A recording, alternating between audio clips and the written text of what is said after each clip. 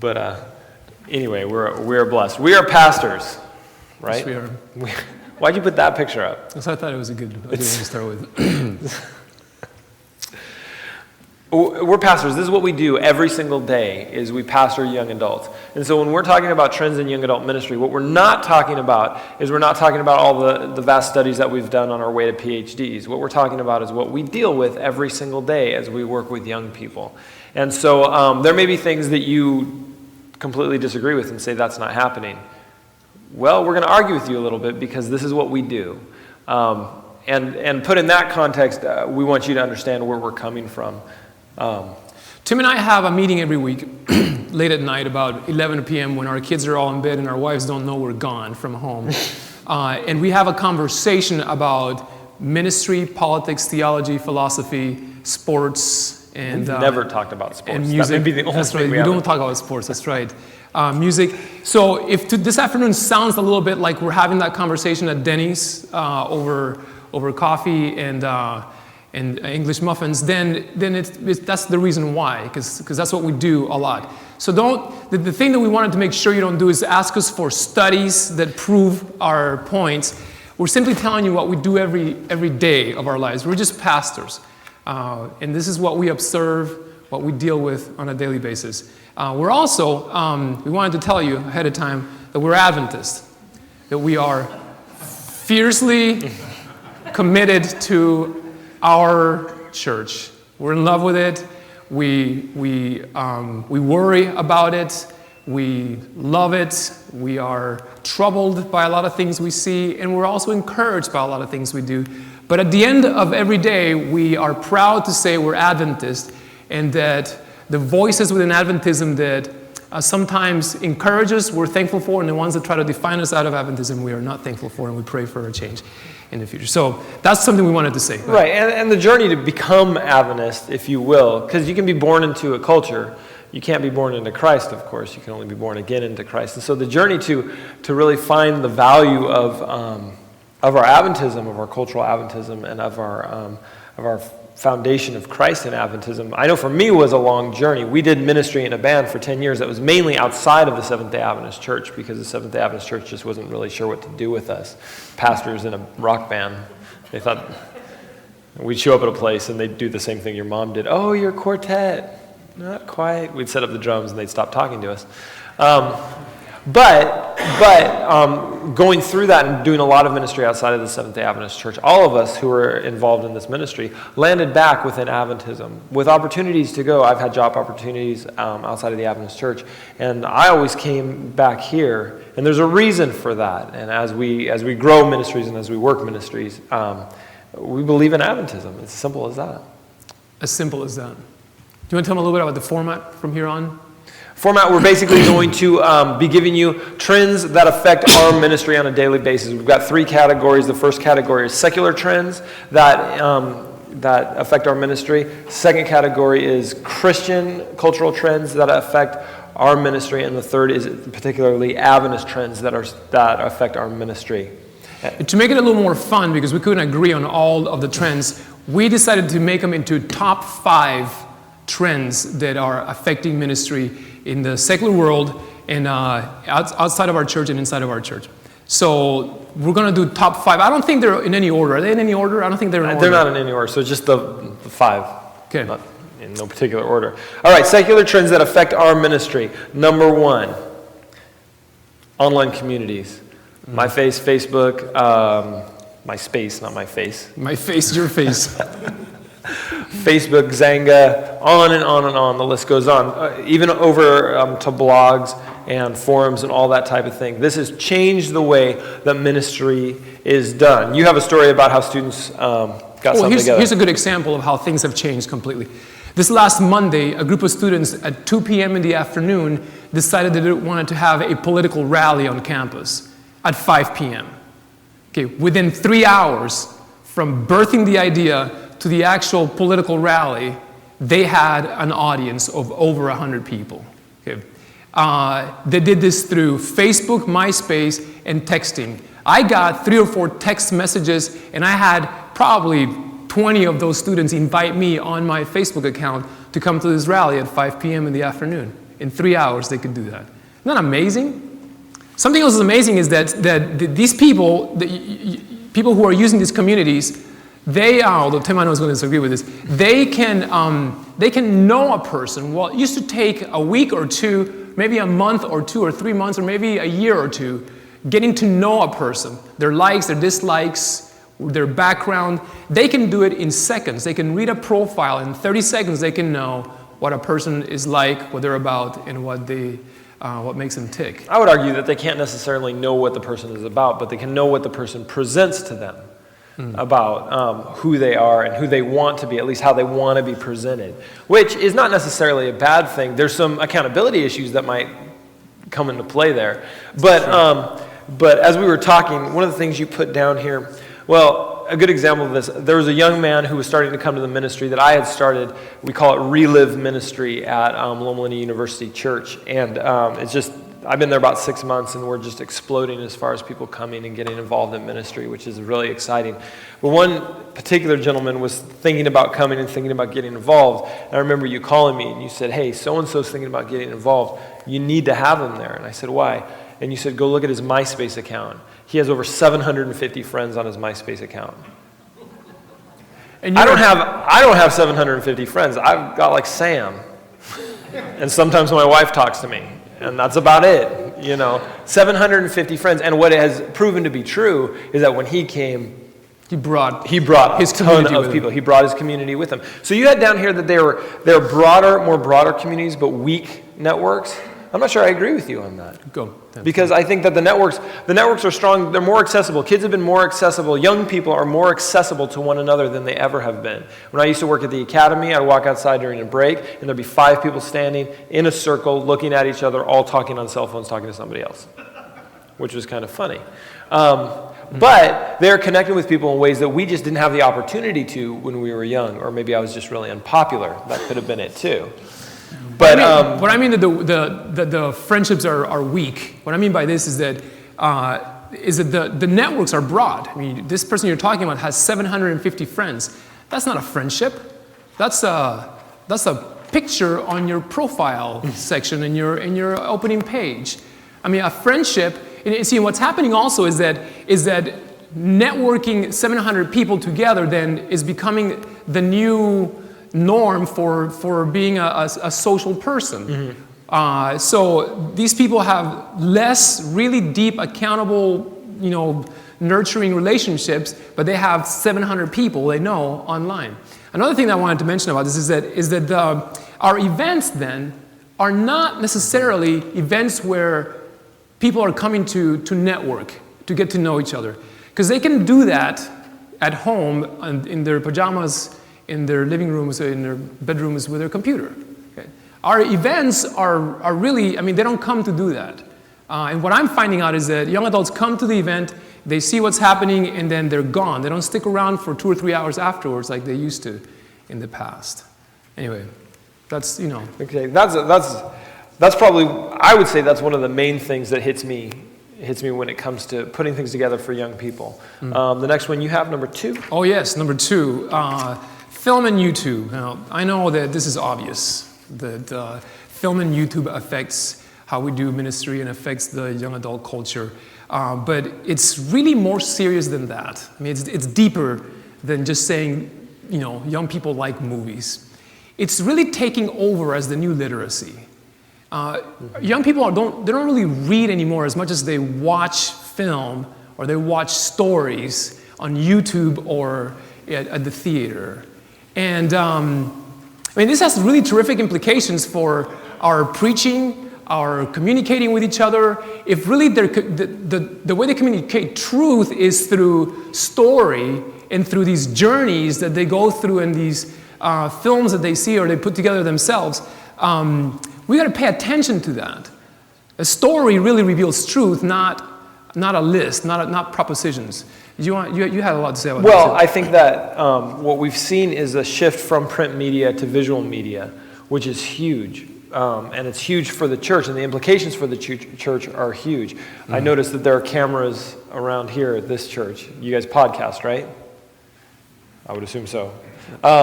You podcast, and that's the way people can access. I know in my community, this week we had almost 400 people attending, which was the biggest numbers we've had so far. There's over 2,000 people that subscribe to the podcast. Have nothing to do with my community, but have to do with my community. And the ones that they download the most are the video podcasts, unless they're jogging, and they don't care so much. But they're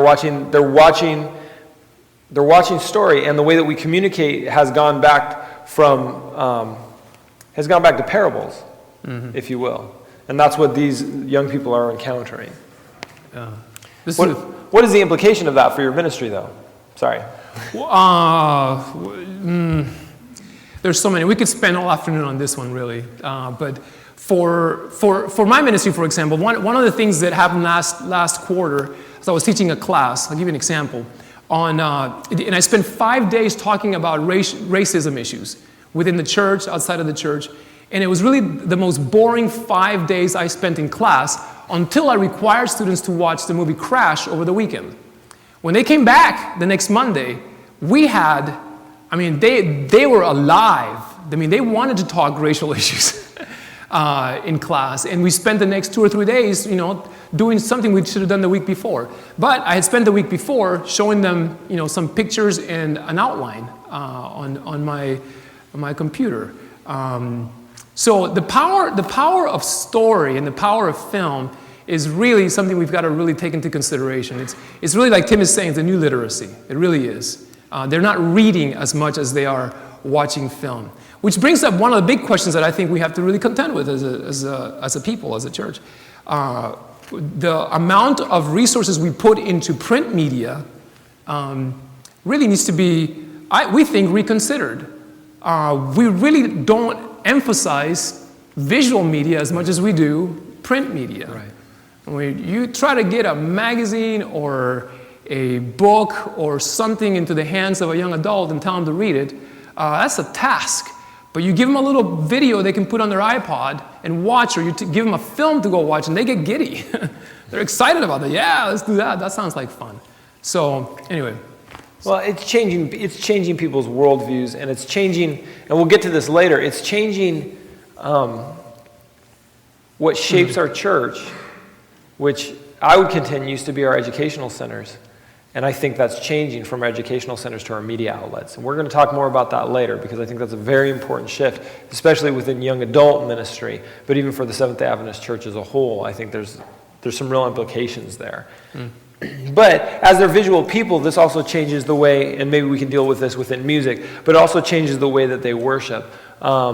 It's not, you have no idea how much money I spend on visual media in my ministry. It's a lot. I can attest to that. It's a lot, and it's ridiculous. And when it doesn't work, people notice there's something different. These young people are used to being visually stimulated, and there's nothing wrong with that. It's just the language that they speak. And so, we're having to invest in that. Before we wouldn't have had to as much. I've got graphic designers working. Everything we do has to have a look. It has to be branded, that sort of thing. So these have large implications, even beyond just YouTube and film, just into visual media completely. Go. Music. Oh, am I doing that? Yeah. Music, the democratization of producing, marketing, consuming music. See, music has changed. When we got into the music business, you went to a record label and you begged and pleaded and pleaded and begged and begged and begged that they would make an album for you. And they would do it kind of reluctantly, give you no money, send you out on the road, give you no money, and you never make any money. Or maybe we just didn't make any money. We never made any money. That could have been it. Certainly. Today, music is different. MySpace was actually started as a music sharing site so that you could get to know bands that you didn't know before. But this has changed the way young people feel. Gone are the days of Casey Kasem's Top 40, where everybody on Sunday morning would listen to the music they were supposed to be listening to. Now, it's a badge of honor, and I guess it's always kind of been a badge of honor to find that obscure band music, yeah, that you've never heard before. But now it's huge, and you can share this music instantaneously. One link, and you're there to new music. So the rapidity, or the pace of change in information is even huge. And music has now become more and more of a corporate thing than it ever was before. Yes. I would put it this way. When Tim said the democratization of producing and marketing and consuming music, I would put it this way. The old days when the label ran everything are over. And now young adults are producing their own music on their laptops in this program called GarageBand or whatever else you're using. And then they're setting out and touring and trying to make their music popular. The radio, really, no one is really listening to it anymore, which means that we have no common soundtracks that we can look to anymore. I mean, when you think of even just 10 years ago, you could come up with some top 40, if it was the contemporary top 40 or the oldies top 40 or whatever, and you kind of knew, well, this is what everyone's kind of listening to because it's what's on the radio and it's what Walmart is selling on their top 10 lists or their bestseller list. Not anymore. Now anyone can make music and they can market it any way they want to. When we talk about music now, we're keenly aware that possibly no one has heard the music we're listening to, and that there's every person in the room has a complete mix of people that we've never heard of before. It's really different. It's really changed things. It's changed the way we sing in church also. Mm-hmm. I mean, the music we choose now to sing in our congregations, it's a little bit of a chore to find out what students are listening to where I work. So we're actually shifting to making our own music in our own congregations so that everyone is singing the same thing. We're writing our own music. I know you're writing a lot of your own music now. Right. It also speaks to young adults and how they're interested in having their own particular voice. And I think that's important. I think that's important for an identity issues for young adults. We write music at Relive Ministry. We write music that we sing because we have a particular voice and a particular understanding of the gospel that we want to celebrate when we come together, and we think that's an important thing. Now the tools technologically are just there to be able to produce this stuff. We've got about a 10-month timeline before we put a Praise and Worship DVD together, and we're able to use that as a resource for the rest of the church, which we're hoping will happen. But these things were just not possible 10 years ago, 15 years ago, in the same way that they are now. And so what it also does is it makes the music wars vastly different than they used to be. For us, because music wars used to be, well, if you put drums in, that's bad, so you find a way to not have drums on the platform, or you would hide them somewhere, or you get an electronic kit so nobody would see them, and that sort of thing, so you get over that funny little battle. That's completely different now, because I've got kids. We had a guy today, Aaron Roche, phenomenal singer, who he whispers all his music. It's really quiet. And it's really cool, but it's really quiet. So we had this loud praise and worship thing, and then he gets up, and he's got his jeans rolled up to his knees, which was kind of weird. And he just kind of sang into this microphone with this weird look on his face. And people were just drawn into him. He was a phenomenal musician. But it was so eclectic. I mean, the space between is so amazing that kids will accept and they'll bring into their experience. You've gotten ahead of me. I went ahead. No, I'm sorry. I pushed the button accidentally, brother. I'm sorry. It's all right. 4, okay, this is something that affects our ministries in certainly a counseling way. I know it's affected mine in a lot of ways because pornography is just everywhere. It's just so accessible that we're finding more and more, and this is obviously, particularly in men, it's a pervasive problem and it's a pervasive addiction that more and more young men are having to deal with. And we're, as pastors, having to deal with more and more counseling issues and that sort of thing. I know that you've dealt with that in your ministry quite a bit. Yeah. And, the issue is,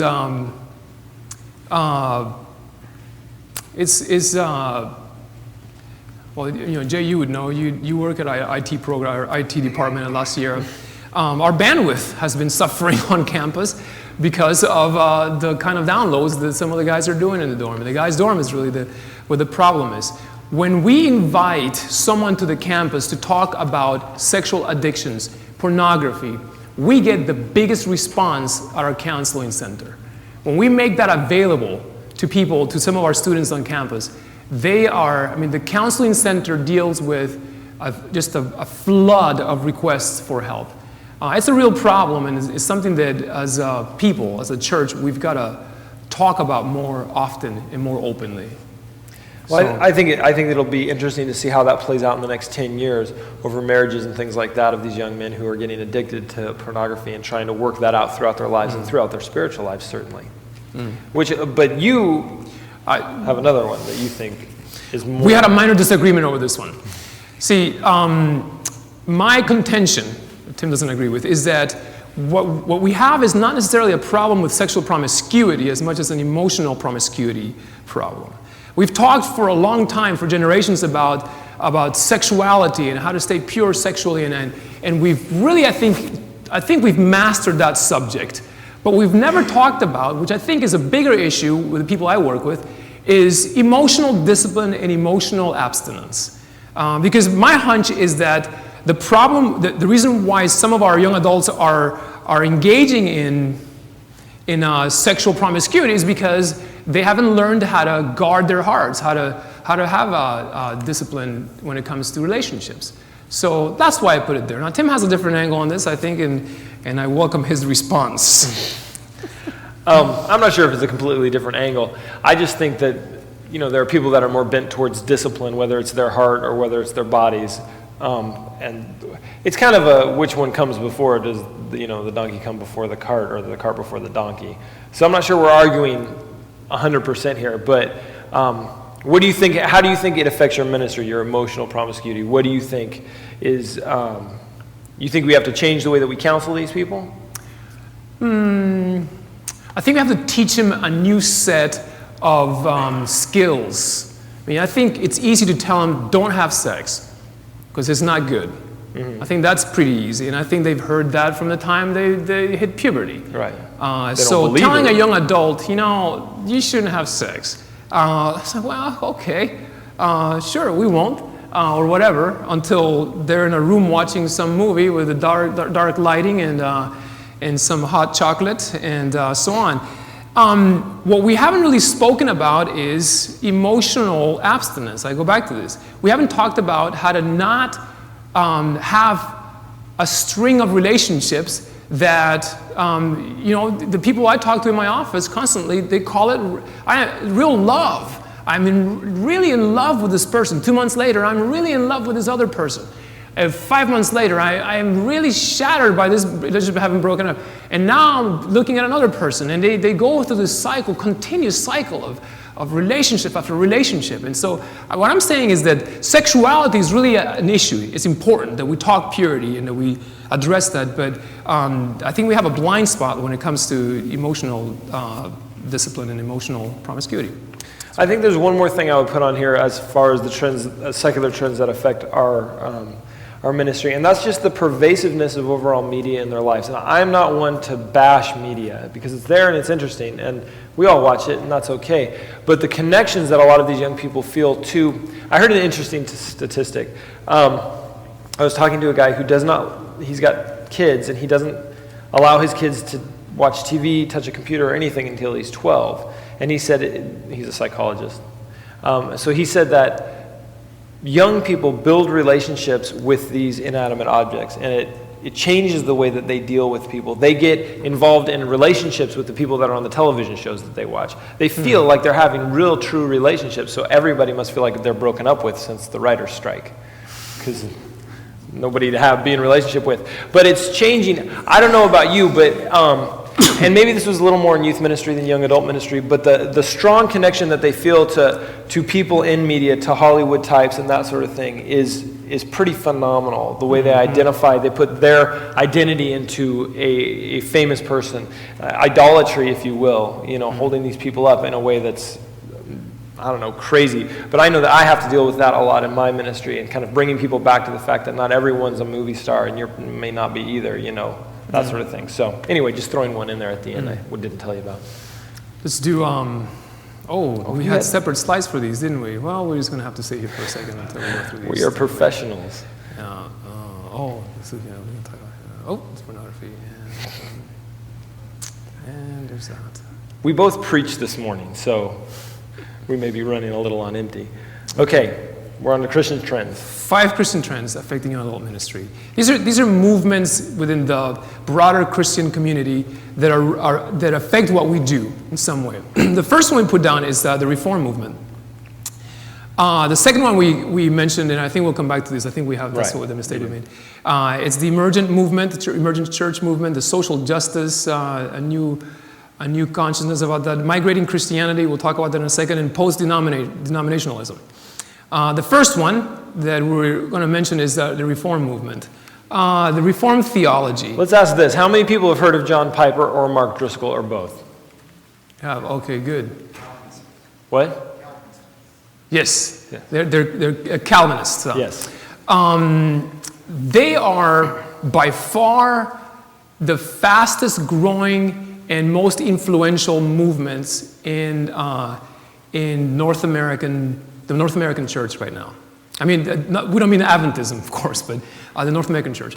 They don't get as much attention as for example, Emergent, which Tim is going to talk about in a second, but they are vastly larger and faster growing than that. John Piper speaks at every young adult conference that I've been to. Okay, he is revered. He has rock star status amongst the young adults that I attend some of these events with, and they listen to him now. You understand Calvinist theology, so we're not going to spend too much time on that. But what I wanted to mention is that what it's doing is it's the tone of the dialogue. It's really what's really affecting us in the ministry that we do. For example, Mark Driscoll, who was very, very popular, very charismatic, church planter and pastor in Seattle, Washington. His network is called the Acts 29 Network, church planting network, is one of the fastest growing movements, church planting movements in the U.S. I want to play you a clip from one of his presentations and let you understand why, help you understand why it's... I'm no better than you are. We're all sinners. We sin with our words, our deeds, and our motives. We have sins of omission where we don't do good. We have sins of commission where we do bad. We're all sinners. The question then is, how does God feel about our sin? How does God feel about your sin? How does God feel about my sin? He feels very angry. Say, no. God loves the sinner and he hates the sin. That's what it says on my bumper sticker. That's what it says on my t-shirt. It must be true. They wouldn't put it on a t-shirt unless it was true. Do you know who came up with that slogan? The Hindu Mahatma Gandhi. It's nowhere in the Bible. It's not on the lips of Jesus. You will see verses like Psalm 5:5, which declares, God hates all who do evil. God hates evildoers. We sin, God hates us. So you say, no. God loves us, he hates what we do. We do what we are. We do what we are. Out of our heart, out of our center, out of our nature comes our life. Good trees, Jesus says. Well, that's enough. But you get a sense of the tone of this conversation and this movement. Contrasting that is this other movement called the Emergent movement. Just before that, Mark Driscoll has the fastest growing church in North America right now. He's doing a series currently called, it's something about answering questions, just Mark answers questions. They've had over 350 people vote, or 350,000 people vote on their website about what he should preach about. He's one of the, I would say, if not one of the most influential pastors in North America right now. One of the reasons why is because he has probably the most phenomenal website of any church. You can download his stuff in high definition. It is all there, everything they do. I subscribe to one podcast of one of their services, and I'm supposed to listen to like 137 messages and music, and there's no way I can keep up. There's just not enough time in my day. I don't know how he sleeps because of the amount of stuff he's putting out there. But it's incredibly, incredibly attracting. His church, if you walked into it, you would see people with tattoos. They just bought a nightclub in one of the kind of hardcore districts in Seattle. But, I mean, his gospel is very much, women, you stay home. You have babies. That's all your job is. So you've got these women that are tattooed up and down who stay home and just are, homemakers now. And I mean, it's really interesting. It's a really interesting phenomenon. This is in juxtaposition to the emergent movement. Let me say something about Driscoll. I'm sorry, go ahead. He addresses this issue often when he's asked about the tattooing and the smoking and the people in his church who are drinking and all. But his answer is, you're talking about an appearance of worldliness. He says, well, is smoking, tattooing, drinking, are all these things worldliness? He goes, why? He disagrees. He thinks, what he says is worldliness is gluttony, and it's people who don't care about the environment, they don't recycle, and people who drive SUVs, and he equates that with worldliness. So his movement is just a strange, very, very harsh theology, but very, what would you say, very... discipline, maybe? I'm not sure if that's the word you're looking for. It's very stringent, if you would. What's that? Elevates them. Yeah, it elevates. The Calvinist on the high plane and everybody else. Right. It's definitely, I guess exclusive would be a good term to use. Juxtapose that, the Reform movement, with the emergent movement, which is actually a little older, I would say, at least in the public eye.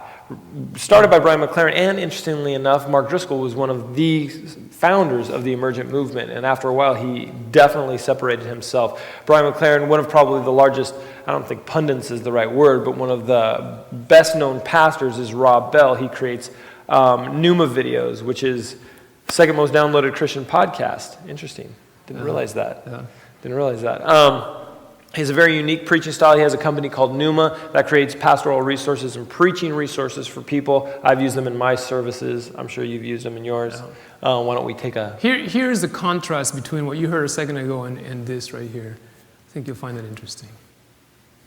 The gospel is the good news that God hasn't given up on the world. That the tomb is empty and that a giant resurrection rescue is underway, and that you and I can be a part of it. And so yes, this has a deeply personal dimension to this. Jesus is saving me. He's saving me from my sins, from my mistakes, from my pride, from my indifference to the suffering of the world around me, from my cynicism and despair. The brokenness I see in the world around me is true of my own soul. And so he's rescuing me moment by moment, day by day, because God wants to put it all back together. You, me, the whole world. And so he starts deep inside each of us with our awareness that we need help, that we need saving, that we need rescuing. And then he begins to show us step by step what it looks like to put flesh and blood on this gospel, because we all fall short. And that's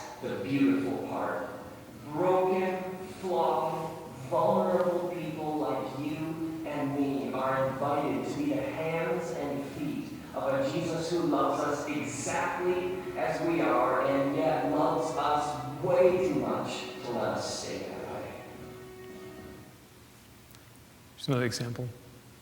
If the rabbi thinks this kid has got it, I think this kid can do what I do. The rabbi would say to the kid, come, follow me. And so you would leave, as this 14, 15-year-old kid, you would leave your family, your friends, your synagogue, your village, and you would devote your entire life to being like your rabbi, learning to do what your rabbi does. This is what it means to be a disciple. The two of those things in juxtaposition are really interesting. One of the things that I find very interesting is that Mark Driscoll really appeals to young men in the 18 to 35 age bracket. They flock to his kind of unabashed and unashamed gospel, if you will, and the way he preaches the black and white. He really appeals to young men, and that's one of the reasons why the growth is so strong. One person we just mentioned was Brian McLaren. He's really the ideological leader and the most influential of the emergent movement. His books include Generous Orthodoxy, More Ready Than You Realize, and his latest one, I believe, right? Everything Must Change. Everything would change, which was slammed kind of in Christianity today. They didn't love it. He's a popular speaker at conferences. He had been a pastor for a long time. He just recently, within the last few years? 2 years. In the last 2 years, he stopped working at a church and is now a full-time speaker within the emergent movement. He is, I like to explain him as kind of a deconstructionist. He looks at it and he deconstructs. Sometimes I'd like him to build some stuff up a little bit more, but that's where I kind of land. What's interesting is that I think, and argue with me if you want to, I think we're kind of on the tail end of the emergent movement in the broader Christian world. I think Adventist Church is just figuring out what some of it is. You can argue with me? Well, I don't know if this is the forum for this kind of... It is the come to forum. Denny's with Did us. you not see the name? You're right. It's not an arena, a gladiator arena, so we say. Well, I think that the emergent movement has attempted to find language and a methodology to address postmodernity, which I understand is your next big forum, the topic of your forum. Back in the 90s when I was in seminary, I was taught that postmodernity equaled sin. And that left me wondering. Anytime you call something sin, obviously, it arouses some curiosity in the listener, at least you hope. So upon further investigation, I began to realize, no, it isn't sin, it's what's happening in the broader culture around me. And we do well to understand it so that we can actually communicate the gospel to people who are postmodern. Not only that, but to understand what is happening to us. I mean, there are things that are happening to us that are we would call postmodern. It's kind of difficult to talk about because postmodernity is really you can describe it, but can you really define it? I don't think that's possible. Well, my mom asked me the other day. She said, "How can I be postmodern?" And I was like, "Well, see, you just lost it.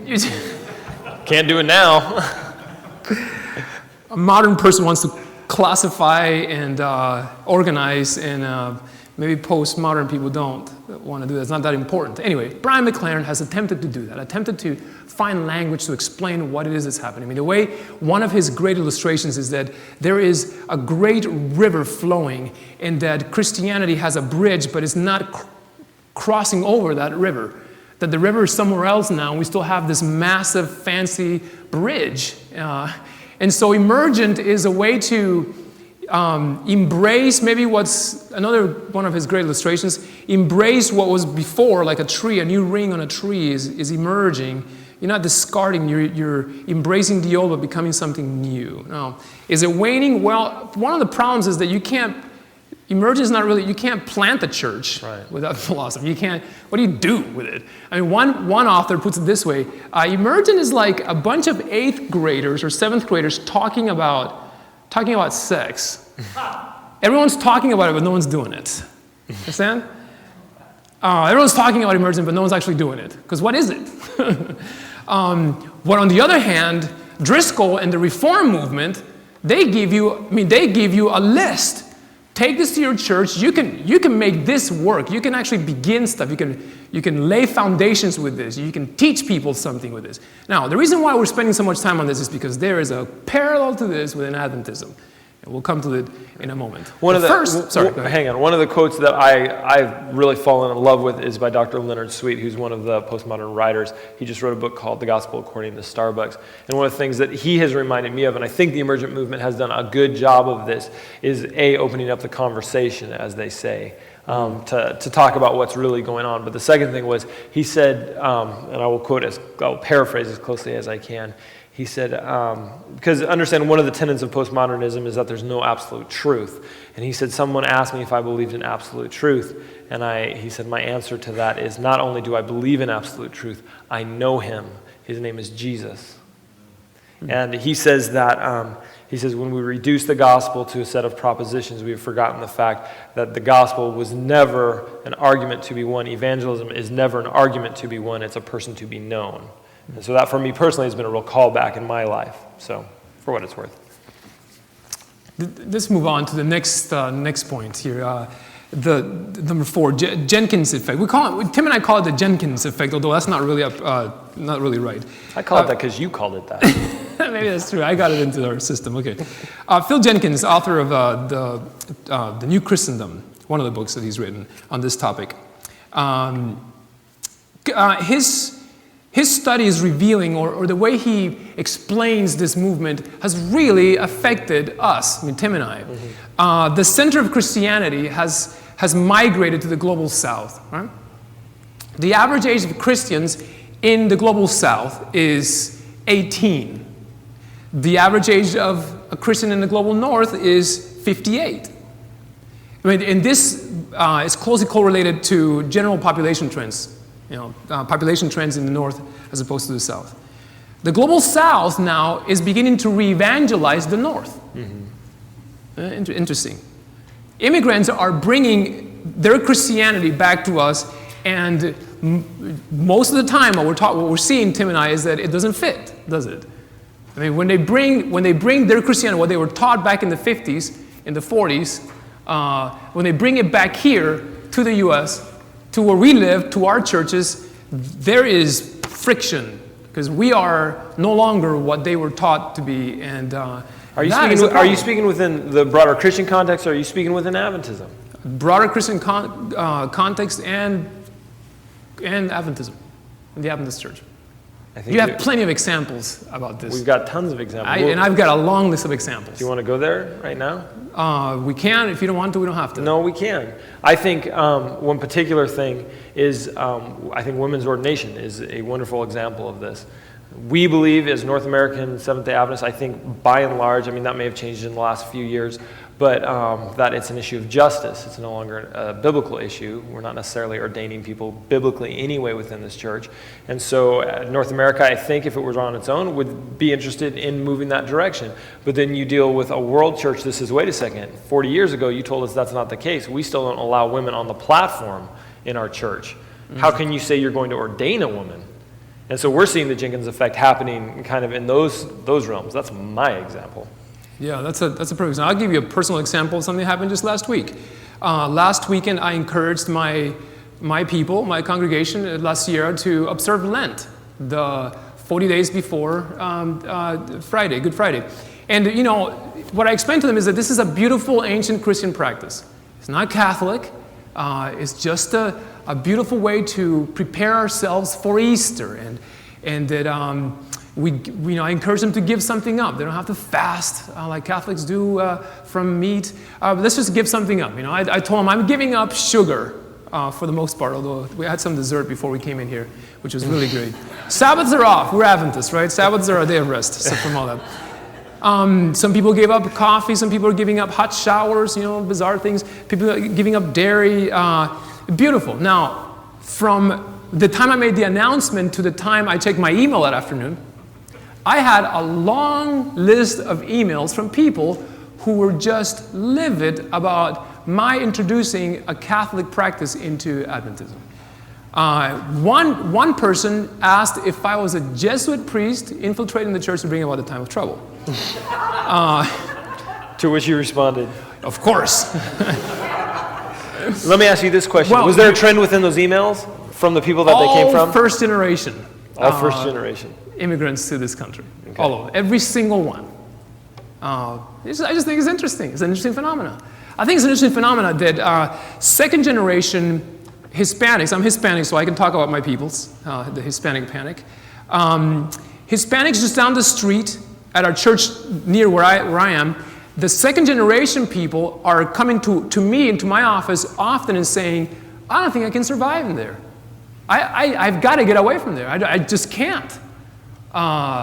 They're finding a massive disconnect with the way their church is doing things, with the way they're seeing things and they're living. So anyway, I think that's an important one. We've got to move faster. We got to move faster than we are. Yeah. We apologize. This is yours too. This is mine too. I'll just say that young adults are way more interested in social justice.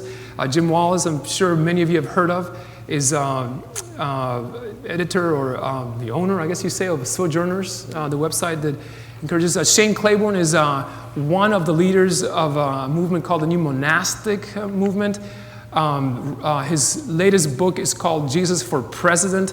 He visited our campus a couple of weeks ago, and he was very, very well received. Shane is an interesting person that is his call is for young adults to actually live the way Jesus called us to live, and he's finding a lot of followers within that.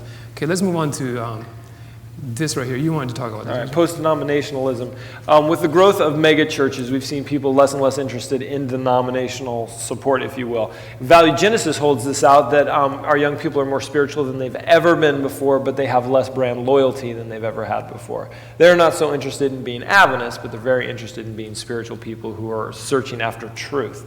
How does this affect our ministry? Well, in a lot of different ways. Certainly. One is just answering the question, why should I be an Adventist? What does that have anything to do with me? I'm a Christian. So what's wrong with that?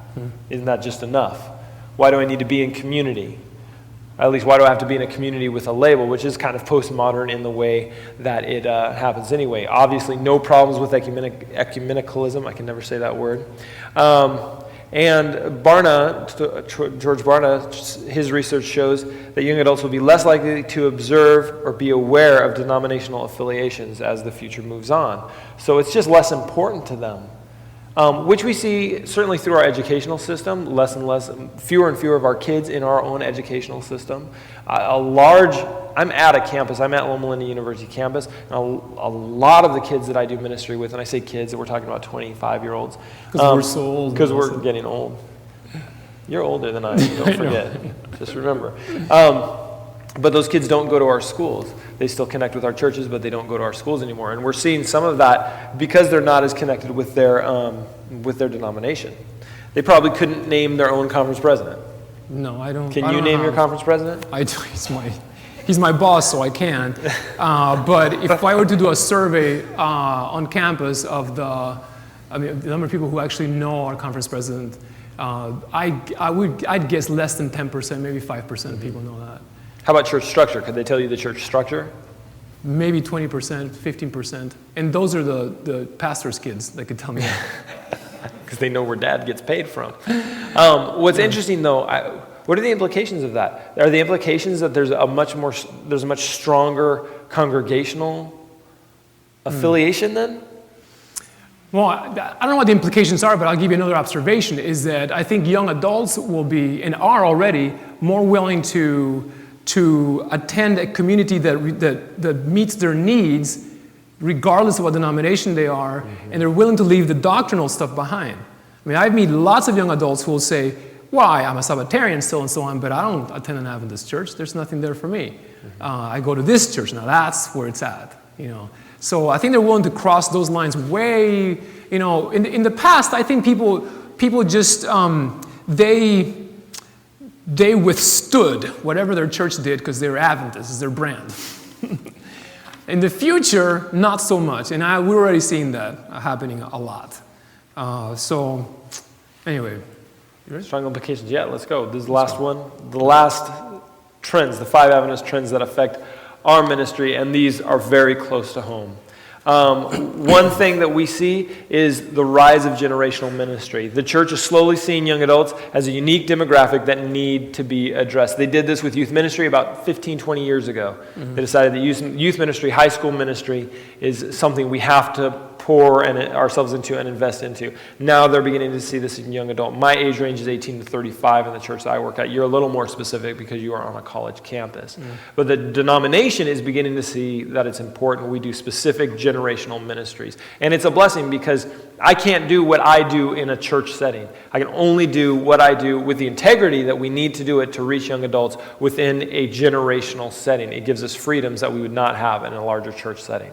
Yes, it does. And Tim and I are a product of this new focus or a new awakening to a need that our church is going through. I think that the church is awakening to the problem with transitions within our young people. And I think they're beginning to understand when a student is done with high school and they go into college or whatever else they go to beyond, that is a problem transition. We lose a bunch of people at that point. Then college to life, that's been a transition that many of us have seen as a problem, but has never been addressed. And now Tim and I actually are are in some ways being, employed to make a difference in this area, and I think we're really happy to see this new trend. I think what used to happen, if I can jump in here, what used to happen is that you go through Adventist schools, you get out, you go to an Adventist college, you get your spiritual needs taken care of in an Adventist college setting, you come back and you go back to your home church. That was just expected. That's what would happen.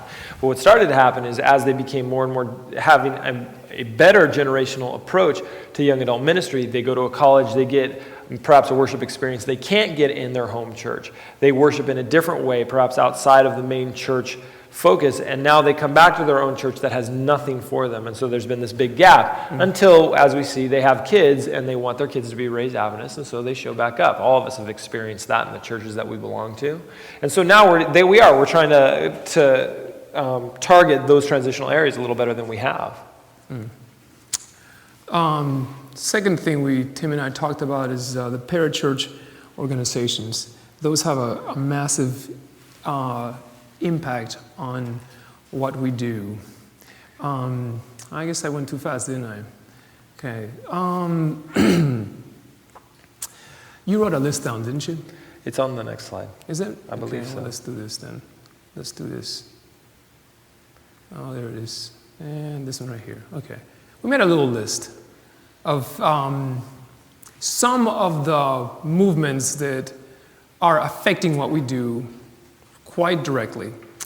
The Generation of Youth for Christ, which was formerly known as the General Youth Conference, is a group that is not endorsed but by the church, the North American Division, or the GC, but many officials support it, and they now have a governing board or advising board that includes some members of our denomination, some officials from our denomination. It was born in the Michigan Conference out of the brainstorm and the mind of secular campus ministry, a very well-developed secular campus ministry that conference has.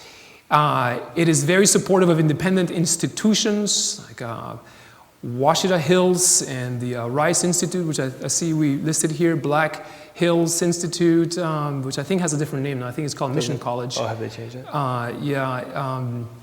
It's doubled in size from 2002, where it held its first big convention at PSR. I want to be careful not to call it a convention, because it's more than a convention. It's actually a movement. It was held. The first convention was held here at PSR, and from 2002 until 2006, it doubled in size when it was held in Baltimore. There was probably about 5,000 people in attendance in Baltimore 2 years ago, or a year ago. This last, a month ago, it was held in Minneapolis, Minnesota. They have begun to organize themselves into regional organizations. We are in what they would call the Southwest Youth for Christ, I guess we would call it now, General Youth for Christ. General Youth for Christ, and they have a strong grassroots movement. They've organized on all of our campuses, and they tell you a little bit about their theology is traditional on the theological spectrum, right to the right of center. Strong on final generation issues and complete the work issues, strict lifestyle, music, dress, food, and it is growing fast in numbers and in influence. That's what I would say about the Generation of Youth for Christ. Now, this is interesting when you take it in the context of what's happening in the broader Christian world, because the same thing is happening within the broader Christian world. There's a polarization happening. I even think we can see it in politics at times, when this is certainly not a place to talk about politics. But we're seeing a polarization. The conversation is getting further and further away. And we're seeing this. These parachurch organizations really do affect the ministries that we run, because they have a different set of funding. Certainly, they don't need to adhere to any denominational rules, even though I think they would say that they probably are. Rules is not the right word. But Values. This is where everything, let's be real honest, this is where everything gets interesting. Let's skip the last section. Let's just go to the end here. Just go to the end? Yeah, let's do it. All right, this is where things get really interesting, because we are pastors who have to swim in these waters every single day. And there are organizations outside of our church, both on the very conservative side and on the very liberal side, that we as pastors, what's the word I'm looking for? We have to navigate. We have to navigate. We have to navigate through this, because it's one thing to come down and talk at a conference and say, this is what I like about it, this is what I don't like about it. It's another thing to see a group of young people in the schools that you work in, or the sphere of influence that you have, being pulled in different directions. One of the things that we have as pastors is influence. One of the things that is most important to us, and the most important tool of ministry that we have, is influence. When we start to talk about these things, it becomes risky, because we have an opportunity to diminish the influence that we have over young people. Because if they connect with this particular ministry over here on the right, or this particular ministry way over here on the left, it becomes a battle. And as pastors, that's not where our hearts are. We don't like to fight battles over and over again. Now, there's certain things that we definitely strongly believe in, and there's certain things that we rail against. There's certain theologies that I think are very damaging to this church and are frightening when we watch 15 and 16-year-olds being pulled in these directions, saying that they can hasten the coming of Christ and that sort of thing, which, I back off against. But as pastors, the question becomes, what do you do? And how do you maintain your influence over young people who may not like even particularly the style, even though they did a little while ago, but now they've got some new information coming from an outside source, be it on either side of the coin? Oh, what do you think? Well, I think that what we're being really cautious about here is we get invited to talk about young adult ministry once in a while, and that what people really want is for us to endorse their position. And that is really difficult to do. Tim and I agree a lot on our position. We know where we are, where we stand on this thing, but what's really hard for us is to talk about some of these things publicly, because then we could be misconstrued, we could be taken out of context, and boy, that could be really damaging to our ministry. And we have a responsibility to a big, broad swath of people. And anything we say could eliminate, our ability to speak to some of these people. So we take some serious risks when we talk about some of these issues. I know some people would love for us to speak more openly and more clearly about how we feel about some of these ministries. Well, it's difficult to do that. We love this church. That's how we began. We love this church. We love it a lot. And we feel like we're losing it. The church that we love is disappearing. We feel like the church that we know, that we grew up with, the church that loves Jesus, loves the gospel, proclaims the coming of Jesus, and is concerned with the well-being of humanity, that church that center is being lost to something else right now, and things are becoming more and more polarized, and some of us are left in the middle. Now, we're going to try to set ourselves up to be the victim heroes. But sometimes, quite honestly, it feels like some of us are left holding the bag, and the bag is this. We've got to hold both sides together somehow, and keep them together in some way, because that's what some of us have to do. People on this side have the luxury of doing whatever they say and they do, and people on this side have the luxury of saying whatever they want. We don't have that luxury.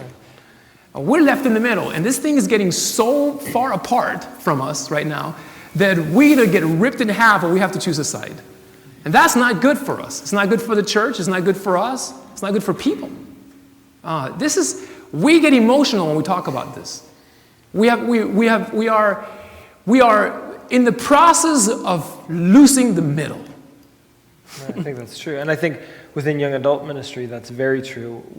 I often hear people say, well, I'm a Christian first, I'm an Adventist second, which is a nice sounding statement. The only problem is if your Adventism doesn't express your Christianity. I mean, if it doesn't if your Adventism is not the place where your Christianity and your Adventism meet, and your Adventism is an expression of that Christianity, it's right there in the center. If it's not, your Adventism is something else, and your Christianity is not Adventism. I mean, they're two different things. So when people say to me, I'm a Christian first, I'm an Adventist second, it belittles the faith that I have in this church and where I believe God has brought us to with it. I'm an Adventist because I've chosen this expression of my Christian faith. I found Jesus Christ in this church.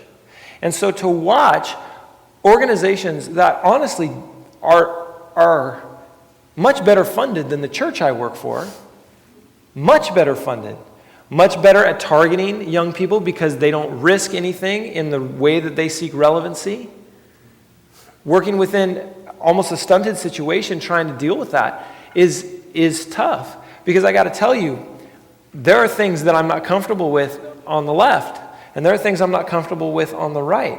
And there are times when right now, the conversation is getting further and further apart.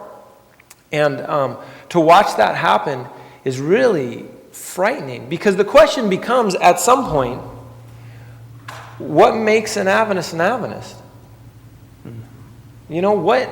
How far apart can we get and still be in the same church? There's a broad continuum, and a broad continuum is good. But, on the other hand, how broad can that continuum go? Because before the connection is just too small. And the average young adult sitting in our pews could care less about this. They care less about our arguments. They want to know how to make it through the next week. They want to know how to make it through the next breakup. They want to know how to make it through the next job that they lose or they didn't get into the next professional program they're applying to. They care less about this stuff. And what we're perceived as is being people who are campaigning for something that they could care less about. I mean, we've reduced our mission, sometimes it feels like, I shouldn't say this, that this is a fact, but sometimes to me it feels like we've reduced our mission to attracting them to our brand of Adventism or Christianity or our church, our program, my worship service. And that is a dead end, and a lot of them are figuring it out. I mean, if our mission is to attract people, there is a problem with that. I mean, our mission should be to have Christ so formed in us and in our communities that we become an irresistible option for people. They won't be able to walk by and not belong to us and not be a part of us. And our conversation would be more civil and more Christ-like. Now, we know if we were to talk longer, you'd probably begin to sense where we fall on the continuum, which everyone's always wanted to know. But we feel like that's not as important as our desire to have a new conversation, a new tone within our denomination begin to happen. I mean, there's a table, and we feel like there are some people who are not at the table, and some of us who have been excluded from the table. And anyway, you're going to. I just think there's a large number of Adventist Christians, if you will, that belong in the center. And I like to call it the progressive center, a center that's interested in, when I say progressive, you're immediately thinking worship service and drums and this and that. That's not what I'm talking about. I'm talking about relevancy. People who want to be relevant in their community. They want their faith to show up at work. And they want to have a church that they can bring the people they work with who have found a bit of Christ in them. They want a place where they can bring their people, because it's a real place. It's not fighting doctrinal issues that are, while interesting on some levels and certainly worthy of discussion, they don't want to hear that when they bring their friend to church. They want their children to be sitting next to them in church and oftentimes grow up in a good, strong Seventh-day Adventist culture, which is a good thing. Now, I know so many people that are strong cultural Adventists. They're not real interested in Christ yet, but they're real strong cultural Adventists. And you know what? That's all right on some levels. It keeps them close to where we do talk about Jesus Christ. I feel like there's this center of this church that's just not heard anymore. It's just not being listened to. And maybe that's because people who kind of end up in the center of arguments aren't the loudest. They have a tendency to be just listeners, maybe. And so they're not the ones that are out there waving banners. But I'm tired of fighting the edges. And I'm interested in living in a church that glorifies Jesus Christ. And a church that just wants to bring his message to the world. The message of Jesus Christ and him crucified. And our particular take on that is phenomenal. It's why I stand here before you. It's why Sam stands here before you. You know, we believe in it. And we think it has something to offer the world. We don't believe it's going to hasten Christ's coming necessarily. I think that's up to Jesus Christ. But I do believe that we have something to offer the world in community, in our understanding of God, in some of our particular doctrines that I think show a God that is amazing, that we are blessed to have. And I know that's where we want to land. But the church has got to have to do some things to continue to be relevant in young adults' lives. Yes. And maybe this is a good place to stop here. I know that during the question and answer time, we'll probably flesh out some of these themes a little more.